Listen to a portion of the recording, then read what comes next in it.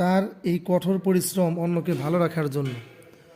সব কথা বা সব বিষয় নিয়ে যে সবার চিন্তাধারা এক হবে এটাও কিন্তু নয়। তবুও বাস্তবে কিছু কিছু বিষয়ে আসলে কিছু কিছু কথা বলতে ইচ্ছে করে। খুব শীত বা প্রচণ্ড গরম বা মুষলধারে বৃষ্টি, তবুও কি পুরুষকে ঘরে আটকে রাখা যায়? জীবিকার তাগিদে পরিবারকে ভালো রাখার জন্য দেখবেন খাবারের সন্ধানে বেরিয়ে পড়ে। এর বাস্তব উদাহরণ হলো বর্তমান সময়ে প্রচণ্ড দাবদাহ।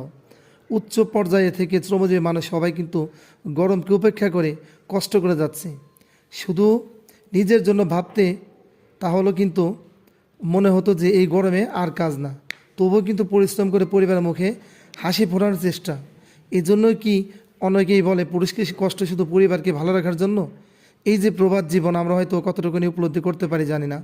তবে যে সকল রেমিটেন্স যোদ্ধা ভাই পরিবার পরিজন ছেলে মেয়ে সবাইকে ছেড়ে বিদেশ থেকে কঠোর পরিশ্রমের মাধ্যমে পরিবারকে ভালো রাখার জন্য দেশে টাকা পাঠাচ্ছে, তাদের কথা একটু চিন্তা করুন। শুধু কি নিজে ভালো থাকার জন্য? মোটেও না।